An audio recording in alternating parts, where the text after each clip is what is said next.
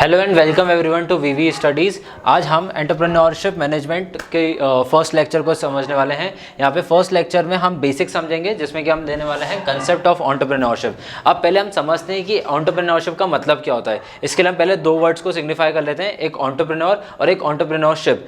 Entrepreneur हम एक person को बोलते हैं जो कि एक नया बिजनेस या नया एंटरप्राइज को स्टार्ट करने वाला है, और एंटरप्रेन्योरशिप उसकी पूरी प्रोसेस होती है। फॉर एग्जाम्पल, अगर आज मैं कोई बिजनेस स्टार्ट करूँ so then I will be an entrepreneur, और जो इस पूरे प्रोसेस को मुझे गो थ्रू करना पड़ेगा एक नए बिजनेस को स्टार्ट करने के लिए, उस पूरे प्रोसेस को बोलते हैं entrepreneurship. So these are the two different words. अब जो एंटरप्रेन्योरशिप होती है वो किसी भी नए वेंचर या नए किसी कैपिटलिज्म के या फिर किसी नए बिजनेस या एंटरप्राइज को स्टार्ट करने के प्रोसेस को बोले जाती है। अब एज एन एंटरप्रेन्योर मेरे को बहुत सारे फंक्शंस करने पड़ेंगे, एंड एज एन एंटरप्रेन्योरशिप बहुत सारी स्टेप्स को गो थ्रू करना पड़ेगा। जब उन प्रोसेस में जाऊंगा, फॉर एग्जाम्पल जैसे कि एक ऑर्गेनाइज करने की चीज़ें आ जाती हैं। एज ए लीडर जब मैं खुद को समझूंगा, जब मैं अपने आप को एज एन एंटरप्रेन्योर तब बोल सकता हूं जब मैं सक्सेसफुली एक लीडर बन जाऊं, एक अपने टीम को ऑर्गेनाइज कर पाऊं और एक नया प्रोडक्ट या नया सर्विस मार्केट में लेकर आ पाऊं, और उसको जो मेरे जिस भी गोल से मैंने उस वेंचर को बनाया था उस गोल को अचीव कर पाऊं with in a time frame, तो मैं खुद को एक सक्सेसफुल एंटरप्रेन्योर बन सकता हूं। अब एक सक्सेसफुल एंटरप्रेन्योर बनने के लिए क्या क्या फीचर्स होते हैं, तो सबसे पहले हम पहले एंटरप्रेन्योरशिप के ऑन अ जनरल ओवरव्यू हम उसके फीचर्स को समझ लेते हैं। जिसमें सबसे पहले आता है इकोनॉमिक एक्टिविटी। बेसिकली इसको एकदम लेमैन में समझें तो पैसों का लेन देन को हम बोल सकते हैं इकोनॉमिक एक्टिविटी। जब मान लीजिए कि इंडिया में, जैसे अभी हम इसमें एक और टॉपिक है हिस्ट्री ऑफ एंटरप्रेन्योरशिप, तो उसको हम मिडल टाइम पीरियड से स्टार्ट करेंगे, आज की डेट तक हम उसको पढ़ेंगे। सो बेसिकली अगर हम बहुत पहले जाएं, तब पहले बार्टर सिस्टम हुआ करता था। बार्टर सिस्टम में कोई इकोनॉमिक एक्टिविटी नहीं थी, बट इट वॉज को रिलेटेड टू इकोनॉमिक एक्टिविटी जिसमें मनी इन्वॉल्व नहीं थी। फॉर एग्जाम्पल जैसे कि मैं आपको गेहूं दे रहा हूं, उसके अगेंस्ट आप मेरे को राइस दे रहे हो, this is a barter system. हम एक दूसरे की नीड्स को फुलफिल कर रहे थे उस टाइम पे। सिमिलरली आज हम इकोनॉमिक एक्टिविटी कर रहे हैं। फॉर एग्जांपल मैं आपको मैं आपको लेक्चर्स प्रोवाइड कर रहा हूँ, उसके अगेंस्ट आप मेरे को फी पे कर रहे हो। अब उस फी से मैं अपनी बेसिक नेसेसिटीज़ पूरी कर सकता हूँ, बिकॉज हर इंसान के लिए इकोनॉमिक एक्टिविटी या फिर बेसिक नेसेसिटीज़ अलग अलग हो सकती हैं। कुछ कॉमन होती हैं, जैसे कि ऑब्वियसली फूड, शेल्टर, क्लोथिंग, चीज़ें कॉमन है लोगों की, लेकिन इसके अलावा जो आप चीज़ें पूरी करना चाहते हो, किस स्केल पे पूरी करना चाहते हो, सो उस इकोनॉमिक एक्टिविटी को रन कराने के लिए बिजनेस बहुत इंपॉर्टेंट होते हैं। Next is innovative activity. अब एज एन एंटरप्रेन्योर अगर हम इसको करंट स्टेटस में देखें, देन इनोवेशन इज अ की, बिकॉज अगर आपको कोई भी बिजनेस स्टार्ट करना है तो आपको नए मॉडल्स, नए पोर्टफोलियोज को इनोवेट करना पड़ेगा।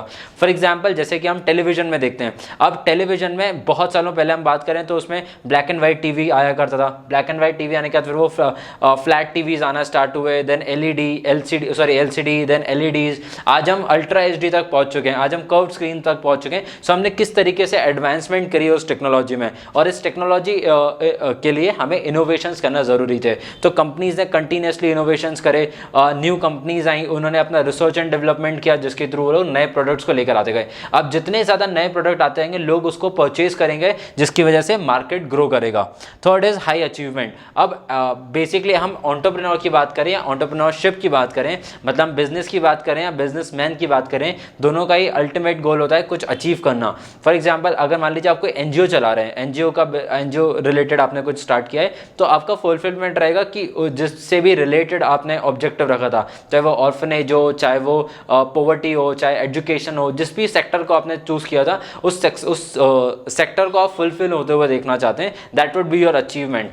मेरा ड्रीम है कि अपनी कंपनी को यूनिकॉर्न बनाऊं, सो वो मेरा अचीवमेंट हो सकता है। किसी का अचीवमेंट बिलियनर बनना हो सकता है, किसी का अचीवमेंट अगर कोई किसी को फॉलो अगर रहा था, इन्फ्लुएंस था, तो जैसे कि मान लीजिए मैं रतन टाटा को अगर फॉलो करता हूँ, तो मैं आने वाले टाइम में हो सकता है कि मैं अपनी सोच रखूँ कि मैं रतन टाटा बनना चाहता हूँ। सो एज एन एंटरप्रेन्योर मेरे वो चीज़ अचीव कब होगी, जब मैं उस स्केल पे अचीव कर जाऊँगा, जब मैं रतन टाटा जैसा एंटरप्रेन्योर बन जाऊँगा।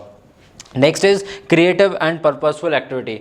अब न्यू जनरेशन या न्यू एरा के अगर हम बिजनेसेस देखें तो ऑब्वियसली वो क्रिएटिव बिजनेसेस होते हैं बहुत ज़्यादा। मतलब हम पहले से ही बहुत सारे सिंपलर बिजनेसेस देखते हुए आते हैं, बट उनसे आज कुछ ना कुछ नया एक सेगमेंट बनते जा रहा है।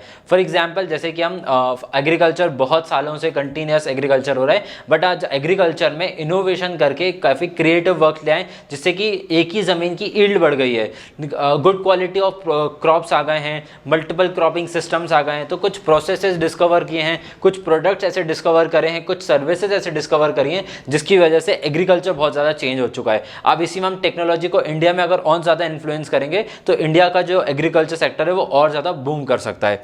Next is risk bearing.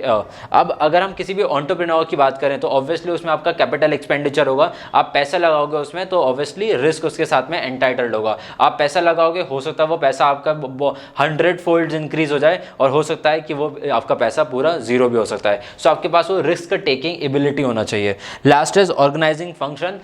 As an entrepreneur, as a leader आपको चीज़ों को ऑर्गेनाइज करना आना चाहिए। जैसे कि अगर आप किसी कंपनी में काम करते हैं, आप अपने सामने किसी कंपनी को देखेंगे तो उसके अंदर डिपार्टमेंटलाइजेशन होता है, मार्केटिंग है, HR है, उसके अंदर फाइनेंस है, उसके अंदर सेल्स है, बहुत सारे ऐसे सब डिविजन्स होंगे। अब उस सब डिविजन्स को आपको ऑर्गेनाइज करना आना चाहिए, बिकॉज एज एन एंटरप्रेन्योर आप सिर्फ मार्केटिंग नहीं देख सकते हो, आपको पूरी कंपनी को एक साथ चलाना है। अगर आप, जैसे मैं रतन टाटा सर की पहले बात कर रहा था, तो वो पूरा कॉन्ग्लोमरेट को एक साथ चलाते हैं, बहुत सारे बिजनेसेस को एक साथ चलाते हैं। सो आपके पास में वो लीडरशिप क्वालिटी होना चाहिए कि आप उन सबको एक साथ ऑर्गेनाइज कर पाओ। Next, coming on to the scope of entrepreneurship, first is capitalism. हम इन दोनों वर्ड्स को एक साथ समझते हैं, कैपिटलिज्म एंड सोशलिज्म, बिकॉज ये अगर हम अपने ग्लोबल इकोनॉमी की बात करें तो दो बहुत ही वाइडर एस्पेक्ट बातें हैं। मान लीजिए जैसे कैपिटलिज्म USA, सोशलिज्म रशिया, जब हम इन दोनों ईस्ट और वेस्ट कंट्रीज को दो असाइड पे रखेंगे तब हम इन दो वर्ड्स को समझ सकते हैं। जो USA है वो बहुत ही कैपिटलिस्टिक इकोनॉमी है। जब हम बात करेंगे 1750s के अराउंड पे, तभी USA को ये चीज़ रियलाइज हो गई थी कि उन्हें वर्ल्ड पावर बनना है और उस वर्ल्ड पावर के लिए उन्होंने पैसे को अपनाया कि अगर हमारी कंट्री की इकोनॉमी सबसे आगे रहेगी तो हमारी कंट्री भी सबसे आगे रहेगी। और आज का हम सिनेरियो ये चीज़ देख सकते हैं कि ऑब्वियसली USA इतना ज़्यादा ग्रो कर गई है बिकॉज ऑफ इट्स कैपिटलिज्म। और अगर हम दूसरा एस्पेक्ट पे देखेंगे रशिया, जो कि रशिया फॉलो करती है सोशलिज्म। सोशलिज्म मतलब कि working for the society, capitalism मतलब कि working for the capital, working for the money. At the end of the day आप क्या चाहते हो कि आप पैसे कमाओ। Socialism, at the end of the day आप क्या चाहते हो कि सोसाइटी का वेलफेयर किस तरीके से हो। और फिर तीसरा आता है इन दोनों का मिक्सचर, जहाँ पे आपके कुछ एक्ट्स एंड कुछ लॉज आपके फेवर करते हैं सोशलिज्म को और कुछ एक्ट्स एंड कुछ लॉज फेवर करते हैं सोशलिज्म को। बिकॉज अगर आप एक्सट्रीम लेफ्टिस्ट या एक्सट्रीम राइटिस्ट रहोगे तो या तो आप सिर्फ पैसे कमाओगे या तो आप अपनी सोसाइटी को बहुत अच्छा बना सकते हो। बट अगर आप हैंड इन हैंड दोनों के साथ में चलोगे तो आप अपनी पूरी कंट्री को ग्रो कर सकते हो। फॉर एग्जाम्पल इंडिया की जो इकोनॉमी है वो दोनों को ही एक साथ लेके चलती है, कुछ सोशलिज्म फैक्टर्स एंड कुछ कैपिटलिज्म फैक्टर्स। अब इंडिया में जैसे कि हम बात करेंगे स्टेट बैंक की, या फिर ऐसे बहुत सारे गवर्नमेंट बैंक्स हैं जो कि पब्लिक ओन्ड होते हैं या फिर गवर्नमेंट ओन्ड होते हैं। तो यहाँ पे हमारे पास as a government, as a citizen हमारे पास कुछ प्रॉपर्टी है, कुछ एसेट्स हैं। बट यहाँ पे हम प्राइवेटाइजेशन भी देख रहे हैं। प्राइवेटाइजेशन किन चीज़ों का, जैसे एयरलाइंस है।